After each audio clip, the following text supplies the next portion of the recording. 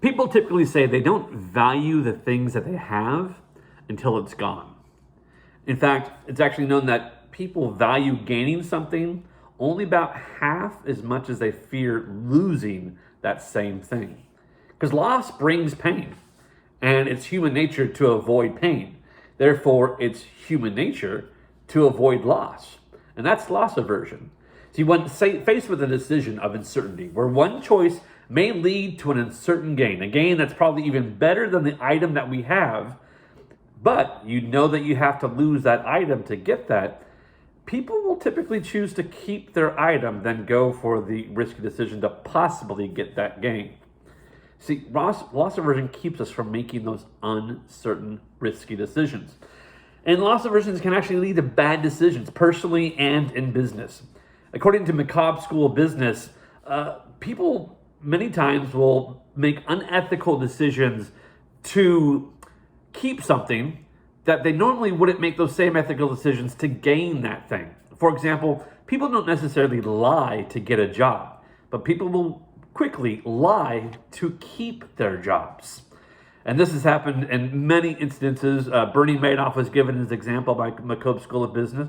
Bernie Madoff said that he made a mistake in his investing with his customers, and instead of being honest and taking the risk of what that may lead to, instead he lied about it and compounded that mistake and compounded that lie, which led to his scandal. See, the trouble with loss aversion, according to Paul Harris, is that it also triggers endowment theory. And endowment theory is where we put an unrealistic value on items that we have. For an example of this, let's say you're willing to buy something for $100. Well, once you have that item for $100, if somebody offers you $100 to buy it from you, you feel like you can't let it go for that same amount, even though that's what you paid for it. You feel like, oh, no, I'm sorry, now that I hold it, now that I have this value, this $100 item, I have to sell it for $200. I have to double the value, or even $150. I have to increase that value before I let it go. We endow more value on it just because we hold it, and it's because we fear losing it from loss aversion. And this also happens to be a negative thing in business, because businesses may inflate their own personal value of their property, the processes, their markets when it comes to a risky decision.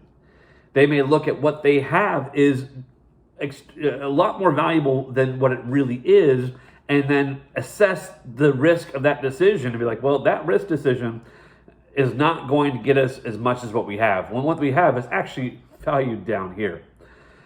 Because of this, growth and innovation is thwarted at a lot of businesses. Now, loss aversion isn't all bad. As it started, we don't value what we have until it's gone.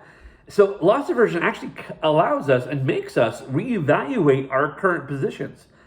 A lot of people are trying so hard to get ahead, and they're so focused on getting ahead, they don't realize they already are ahead.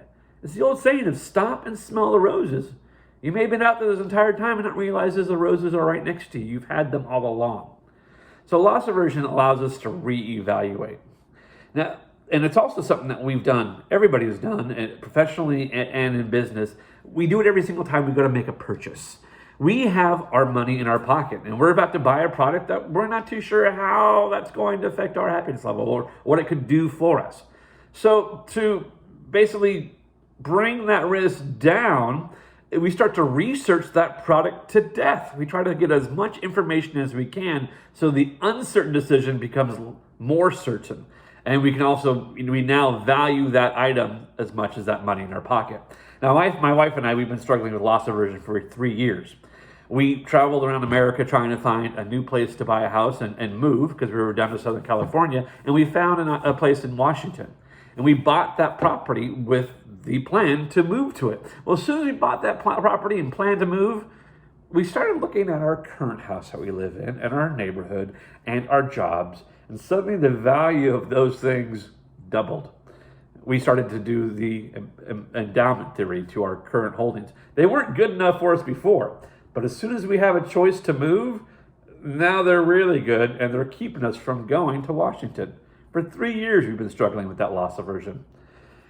So, loss aversion, it's a negative when it can bring you to doing unethical decisions.